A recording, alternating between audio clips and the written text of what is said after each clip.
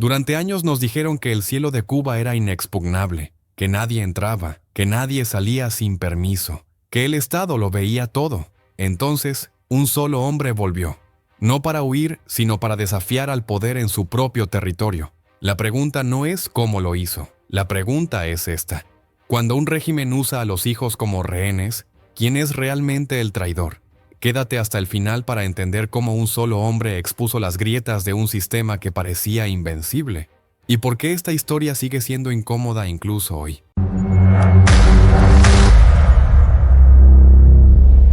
Durante años, desde La Habana se alimentó una idea cuidadosamente diseñada. El cielo cubano era intocable. Se repetía que ningún avión podía cruzarlo sin ser detectado, que los radares soviéticos vigilaban cada metro y que el poder militar del Estado lo hacía invulnerable. Se decía que el control era absoluto, que nada escapaba a la mirada del liderazgo. Esa imagen de dominio total se vino abajo en menos de un minuto, desmentida por un solo individuo dispuesto a desafiar lo que parecía imposible.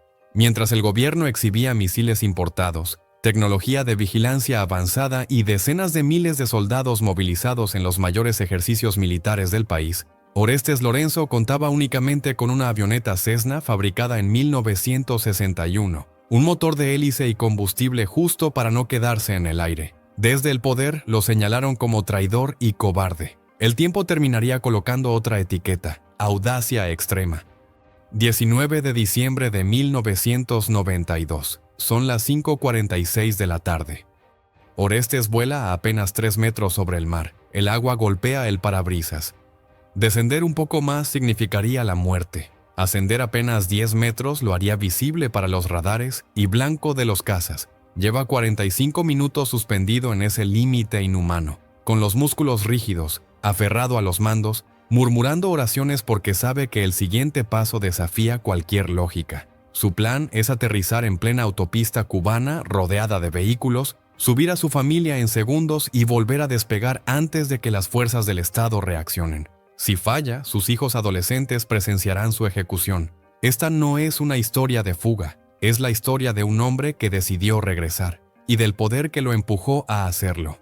El detonante de ese desafío fue Raúl Castro. Pero para comprender por qué Orestes asumió semejante riesgo, hay que retroceder en el tiempo. Antes de convertirse en enemigo público, Lorenzo no era un opositor marginal ni un inconforme callejero. Representaba el ideal revolucionario. Fue elegido personalmente entre cientos de aspirantes. No era un recurso más, era una apuesta estratégica del régimen. Se invirtieron años y enormes recursos en su formación. Fue enviado a la Unión Soviética, donde pasó 3 años entrenándose con los aviones de combate más avanzados del bloque socialista. Al volver, era uno de los pilotos más reconocidos de la Fuerza Aérea. El general Rafael del Pino Díaz, el oficial de más alto rango que desertó del sistema, lo afirmaría después. Orestes Lorenzo encabezó su promoción y figuraba entre los mejores aviadores que tuvo Cuba. El Estado le confió información crítica sobre la defensa aérea, le entregó sus aeronaves más sofisticadas y lo colocó en una posición de absoluta confianza. Todo porque era leal, porque creía sin reservas, hasta que dejó de hacerlo. Angola, mediados de los años 80. Cuba mantiene a decenas de miles de soldados combatiendo lejos de su territorio. Orestes participa en más de 40 misiones de guerra. Pilota el avión de combate más peligroso de la flota cubana, dispara contra objetivos enemigos y esquiva misiles de fabricación estadounidense. Ve caer a compañeros, observa aeronaves arder en el cielo, presencia muerte constante. Y es allí, entre explosiones y cuerpos, donde algo se quiebra. La ideología habla de igualdad y justicia, pero en el terreno solo hay violencia, sacrificio y silencio. Ahí comienza la ruptura. Aquella experiencia marcó la primera fisura irreversible. Poco después, aún convencido de la fidelidad de su piloto estrella, Fidel Castro lo envía nuevamente a la Unión Soviética para una formación superior en el exclusivo colegio de guerra Marshal Yukov. Era el tiempo de la glasnost. Con Gorbachov, archivos sellados durante décadas empezaban a abrirse, y en esas bibliotecas restringidas, Orestes accede por primera vez a documentos que desmontan por completo el relato que había aprendido en Cuba. Uno de esos descubrimientos lo golpea con especial crudeza: la ejecución del zar Nicolás II. En la versión oficial que le enseñaron, se trataba de un castigo justo contra un tirano. Los archivos soviéticos revelaban algo muy distinto. Los bolcheviques no solo asesinaron al zar, también a su esposa, a sus 5 hijos, algunos apenas niños, y hasta al perro de la familia. No fue un juicio, fue una matanza ejecutada con bayonetas, sin compasión, en nombre del comunismo. Orestes ya era padre. Pensar en menores ejecutados por el mismo sistema al que había servido le provocó una repulsión ética que no volvería a desaparecer. Mientras asimilaba esas revelaciones en Moscú, su mundo personal se desmoronaba en Cuba. Su esposa, Victoria, sufre un grave accidente laboral y posteriormente una reacción severa a una vacuna administrada por el propio sistema. Estuvo al borde de la muerte. Sentado junto a su cama en el hospital, Orestes le pregunta si cree en Dios. Ella responde que sí. Él, que nunca había tenido fe, pronuncia una súplica desesperada. No creía, pero si existía algo superior, que la salvara por la fe de ella. Victoria sobrevivió contra todo pronóstico. A partir de ahí, algo cambió. El despertar espiritual avanzó de la mano de una decisión silenciosa: escapar. Al regresar a Cuba, encuentra una isla asfixiada por consignas y vigilancia. Fidel Castro ya no es para él un líder revolucionario, sino un gobernante envejecido, obsesionado con el control. Entonces ocurre un hecho que congela a toda la oficialidad. El 13 de julio de 1989, el general Arnaldo Ochoa Sánchez, héroe de la guerra en Angola, es fusilado. El mensaje no admite interpretaciones. Cuestionar al sistema equivale a morir. Victoria no duda. Le susurra que ya ha orado, que debe marcharse. Orestes solicita visas de salida una tras otra. Todas son denegadas. El plan toma forma. Huir solo primero, regresar después por su familia. 20 de marzo de 1991. Base aérea de Santa Clara. Orestes sube a la cabina del avión de combate más rápido y temido de Cuba, orgullo absoluto de la Fuerza Aérea. La paradoja es brutal. Es su primer vuelo en solitario en esa aeronave. Al mismo tiempo, su examen final y su traición definitiva. No hay simulacros, no hay margen de error. A las 11 de la mañana despega. Desde la torre lo interpretan como una misión rutinaria, pero al retraer el tren de aterrizaje, rompe el protocolo. En lugar de ascender, lanza el jet en un descenso extremo hacia el mar. Vuela entre 12 y 50 pies sobre las olas. A esa altura, entra en una zona donde la física y la tecnología fallan. Los radares cubanos no pueden detectarlo. La curvatura de la Tierra lo oculta. Está volando en un infierno mecánico, tan bajo que el agua golpea la cabina, tan rápido que un desliz de medio segundo significaría desintegrarse contra el océano. Supera las 500 millas por hora, con el motor rugiendo sin pausa. El trayecto completo, de Cuba a Florida, dura menos de 10 minutos. Hay un detalle decisivo que explica por qué sobrevivió. Orestes conocía una debilidad crítica del sistema porque había formado parte de él. Ningún misil antiaéreo podía dispararse sin autorización directa de Fidel Castro. El motivo era simple. El dictador temía ser derribado por error cuando viajaba en sus propios aviones. Ese miedo personal creó una grieta letal en la defensa aérea. A través de ella, Orestes cruzó el estrecho de Florida sin ser visto. Entró en el espacio aéreo estadounidense. Los interceptores que debían salir jamás despegaron. También los sistemas estadounidenses fallan, o confunden el eco del avión con interferencias del mar. Un caza soviético penetra uno de los espacios aéreos más protegidos del mundo sin ser identificado hasta que ya es demasiado tarde. Orestes aparece sobre Key West sin posibilidad de comunicarse. Las frecuencias de los aviones cubanos no coinciden con las norteamericanas. Da varias vueltas sobre la base, balanceando las alas. ¿Es la señal universal de rendición? Desde la torre, un piloto estadounidense exclama incrédulo por radio: hay un MiG ruso en el circuito de aterrizaje. Son las 11:20 de la mañana cuando las ruedas tocan la pista. El paracaídas se abre. Orestes permanece inmóvil dentro de la cabina con el pulso desbocado. Un sargento hispano y un oficial de la Marina se aproximan en un vehículo rojo. Con la voz quebrada, Orestes se identifica. Se llama Orestes Lorenzo, es mayor de la Fuerza Aérea Cubana y solicita asilo político. El comandante de la base le sonríe y le da la mano. Le dice una frase simple que lo cambia todo: bienvenido a Estados Unidos. En ese instante, Orestes es libre. Su familia no. Mientras él pisa suelo estadounidense, en Cuba ocurre lo contrario. Victoria, de 35 años, y sus hijos Reiniel, de 10, y Alejandro, de 5, pasan a ser prisioneros del Estado. Aunque tienen visas aprobadas, el régimen bloquea su salida. Fidel y Raúl Castro convierten el caso en un asunto personal. La vigilancia es sistemática y humillante. Un miembro de las brigadas progubernamentales camina detrás de Victoria a paso lento cuando lleva a los niños a la escuela, para que todo el barrio entienda que son marcados. Vecinos ancianos son obligados a abandonar sus viviendas, ocupadas por agentes que espían a la familia día y noche. El correo llega abierto, las llamadas se interrumpen sin explicación. En la escuela, los niños son señalados y hostigados. Maestros los insultan, los llaman hijos de un traidor. A Victoria la someten a interrogatorios degradantes. Le preguntan si su esposo es homosexual, si piensa rehacer su vida con otra mujer en Estados Unidos. La presión no busca información, busca quebrarla. Incluso aparece alguien fingiendo ser amigo de Orestes, ofreciéndole sacarla del país en una embarcación. Es una trampa. El objetivo es arrestarla por traición y condenarla de por vida. El régimen la obliga a abandonar su trabajo como dentista. Se queda sin salario, sin perspectiva. Luego cambian de estrategia. Llegan las ofertas, una vivienda mejor, un automóvil, una línea telefónica, privilegios reservados a pocos. A cambio, solo una condición: denunciar públicamente a su esposo como traidor en la televisión nacional. Victoria rechaza cada propuesta sin titubeos. Su firmeza enfurece a las autoridades. Poco después, es citada a una reunión con un asistente directo de Raúl Castro. Allí le comunican oficialmente que la familia deberá permanecer en Cuba 5 años como castigo. Cuando la reunión termina, en voz baja le dicen la verdad.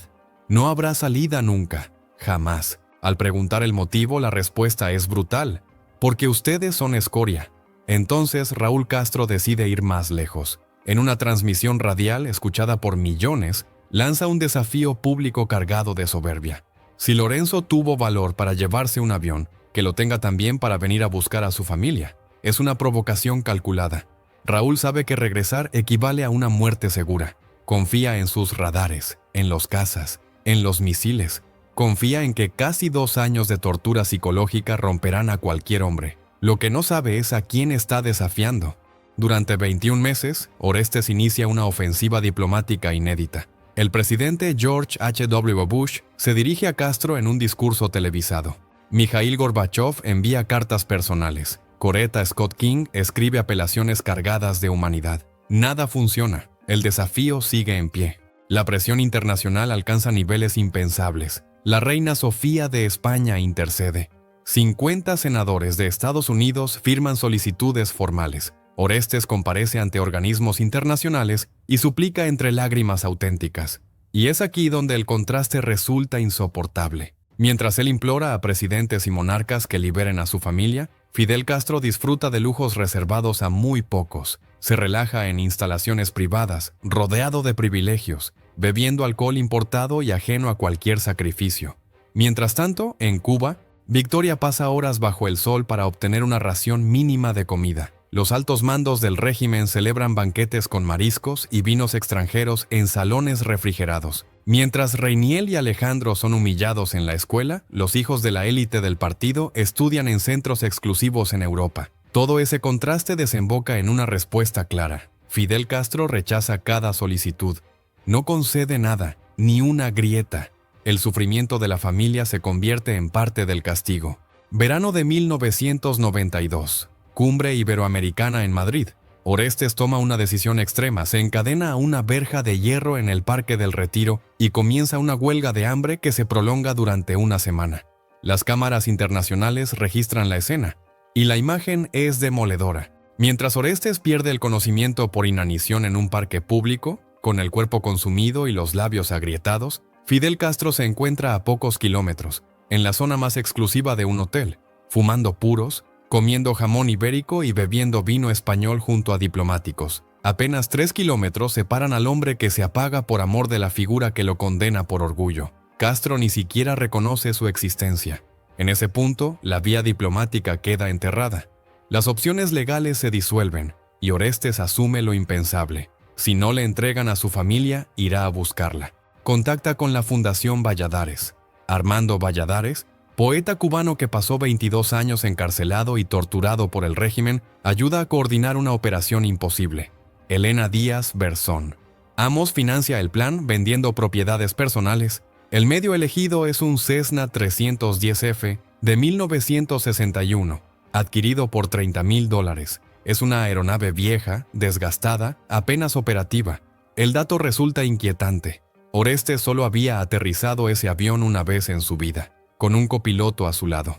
Apenas 6 días antes del rescate logra aprobar la licencia básica de piloto civil. Un hombre entrenado para volar cazas supersónicos debe ahora dominar una avioneta antigua, casi desconocida, para ejecutar una de las misiones de rescate más arriesgadas jamás concebidas. Contactar a Victoria directamente es imposible. Todas las líneas están intervenidas por la seguridad del Estado.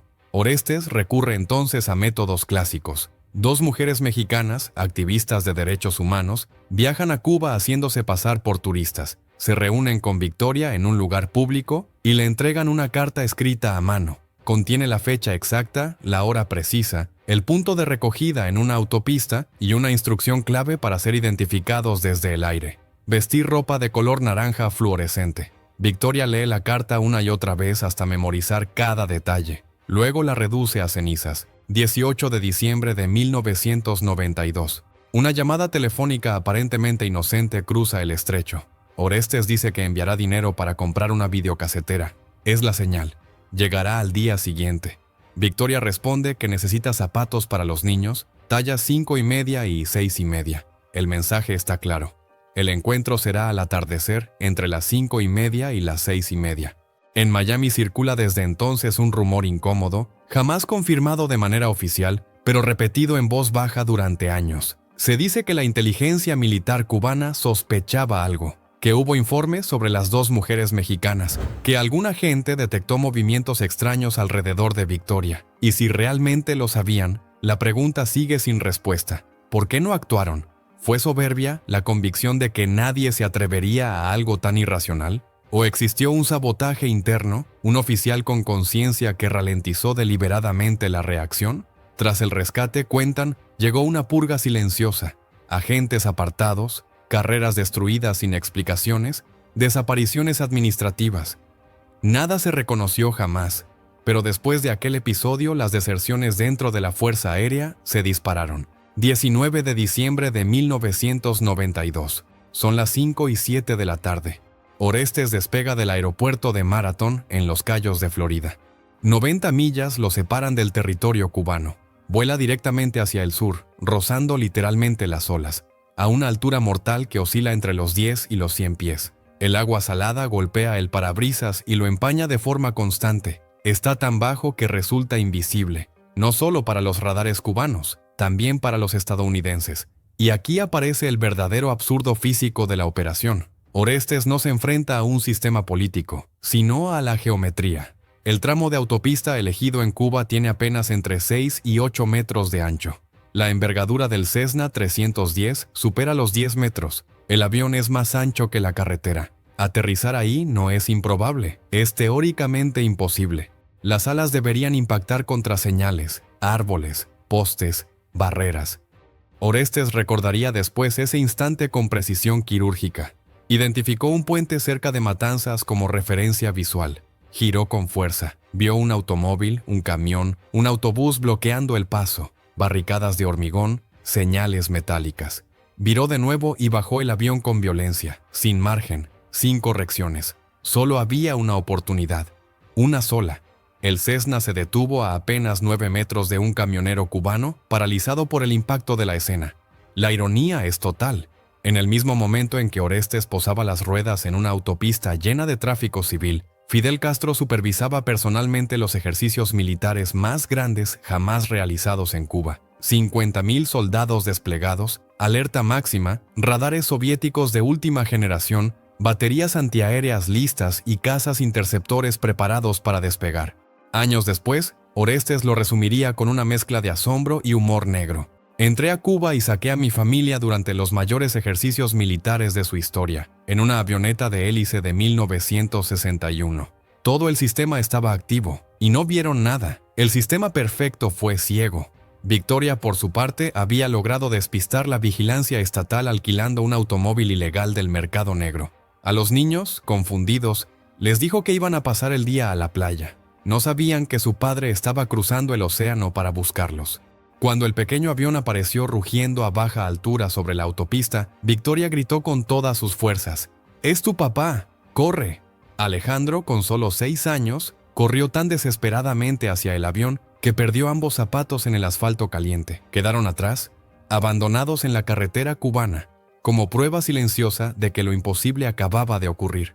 Victoria tenía instrucciones claras y estrictas. Debía acercarse siempre por detrás del avión para evitar las hélices en movimiento, sentarse exactamente en los asientos asignados, no hablar y bajo ningún concepto tocar al piloto. Después de 21 meses de separación, las primeras palabras de Orestes hacia su familia no fueron un abrazo ni una frase de alivio. Fueron órdenes secas, dictadas por la necesidad de sobrevivir. Silencio absoluto y ningún contacto físico. Cualquier distracción emocional podía costarles la vida en los segundos más críticos de toda la operación. Empuja el acelerador hasta el límite. Retracta el tren de aterrizaje de inmediato. El Cessna, sobrecargado y al borde de su capacidad, se eleva apenas unos instantes antes de pasar rozando una zanja profunda al final de la autopista.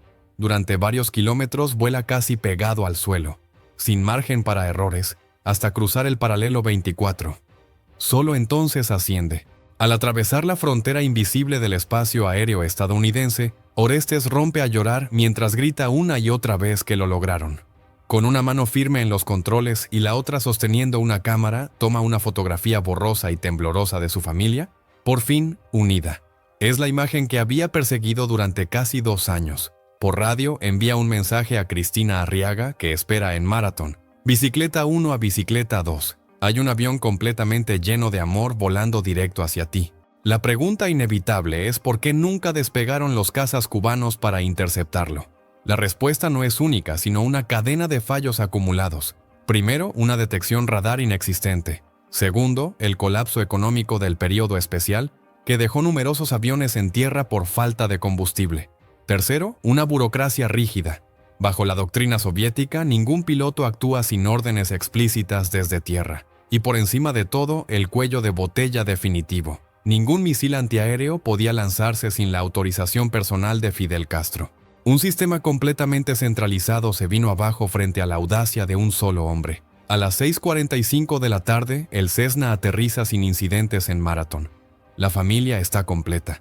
Cristina Arriaga y un grupo de activistas los esperan entre lágrimas. Hay abrazos, gritos, incredulidad, libertad. Con el tiempo, los Lorenzo se naturalizan ciudadanos estadounidenses. Tras la humillación internacional, el gobierno cubano termina permitiendo que otros familiares directos emigren también. Hoy viven en Orlando, Florida, donde construyen una vida próspera como empresarios inmobiliarios. Orestes sigue volando por placer, realizando acrobacias aéreas. Publica su autobiografía, Wings of the Morning, cuya primera edición alcanza 150,000 copias. Hollywood se interesa. Andy García firma un contrato. Llegan 5 guiones distintos. Orestes los rechaza todos. No acepta que la historia sea alterada. La película nunca se rueda. En Naciones Unidas, un embajador cubano, visiblemente irritado, intenta ridiculizarlo llamándolo con sarcasmo el Superman sin alas. El insulto, lejos de debilitarlo, consolida aún más su leyenda. Septiembre de 1993. 9 meses después del rescate, 2 pilotos militares cubanos desertan en una sola semana. El capitán Ennio Ravelo Rodríguez huye en un jet el día 17. El capitán Leonidas Basulto Serrano lo hace el día 23, en otra aeronave de combate. Orestes los inspiró directamente, o su hazaña dejó al descubierto grietas de seguridad que otros decidieron aprovechar. Las cifras hablan solas. Y en una entrevista reciente, Orestes Lorenzo revela un detalle inquietante que obliga a replantear todo lo ocurrido. Con el paso del tiempo, Orestes ha reconocido que existieron episodios concretos sobre los que prefiere no profundizar. En 2 ocasiones distintas recibió advertencias confidenciales. Una apuntaba a un posible intento de envenenamiento, la otra a un plan de agresión directa. Las autoridades actuaron con discreción. Algunos agentes fueron identificados y expulsados del país. Desde entonces, su vida transcurre en una libertad vigilada, sostenida por un entendimiento no escrito con el régimen cubano. Cualquier atentado fallido tendría un costo devastador para la imagen del poder que lo ordenara. Ahora, aléjate de los detalles. Mira el cuadro completo. Un estado totalitario que invirtió miles de millones en radares soviéticos fue incapaz de detectar una avioneta civil de 1961, oxidada. volando hacia su territorio durante 45 minutos. Un aparato militar con 50.000 soldados desplegados no logró impedir un aterrizaje de apenas un minuto en una autopista abierta al tráfico. Un sistema de vigilancia que persiguió a una familia durante casi 2 años no supo anticipar lo inevitable. Raúl Castro lanzó un desafío público por Radio Nacional. Orestes lo aceptó sin titubeos. El resultado fue una exposición brutal. El régimen quedó desnudo ante el mundo, humillado por su propia arrogancia. Los manuales oficiales en Cuba siguen describiendo a Orestes Lorenzo como un traidor cobarde. Pero la pregunta persiste, incómoda y necesaria. ¿Quién traicionó realmente a quién? Un hombre creyó durante 15 años en una revolución, arriesgó su vida en una guerra extranjera, suplicó de forma pacífica que permitieran salir a su familia. La respuesta fue persecución, chantaje y amenazas. Llamaron a su esposa escoria, convirtieron a sus hijos en rehenes. Usaron a niños de 10 y 6 años como instrumentos de castigo político. ¿Dónde está la traición? ¿En quién lo arriesgó todo para salvar a los suyos o en el sistema que utilizó a menores como piezas de presión? Raúl Castro lanzó el reto. Orestes Lorenzo lo asumió. Y Fidel Castro perdió, no en un discurso sino ante los hechos. Y quedan esos zapatos pequeños de Alejandro, abandonados, al menos de forma simbólica, sobre el asfalto caliente de una carretera cubana. No son solo restos de cuero gastado, son la prueba material de una verdad que ningún aparato de propaganda puede borrar. Cuando el amor y el poder absoluto chocan de frente, el amor encuentra la forma de volar más alto y más rápido. Esos zapatos representan algo que un ejército entero no pudo impedir. Un solo hombre, sin armas ni soldados, expuso la fragilidad de un sistema sostenido por el miedo. La familia Lorenzo escapó. La vergüenza del régimen quedó allí, para siempre, en esa carretera. Ahora dime qué piensas, porque esta es exactamente la conversación incómoda que los hermanos Castro jamás quisieron que existiera. Si crees que esta historia debía ser contada, si piensas que lo que hizo Orestes Lorenzo no fue una locura sino un acto de amor llevado al límite, entonces te pido 3 cosas. Suscríbete a este canal para seguir sacando a la luz las historias que el poder intentó borrar. Dale un like y activa la campanita, porque aún quedan muchas verdades incómodas por contar. Y, sobre todo, comparte este video. Compártelo con quien crea que conoce la historia de Cuba, porque solo enfrentando estas historias podemos entender no solo lo que nos hicieron, sino lo que somos capaces de hacer cuando todo está en contra.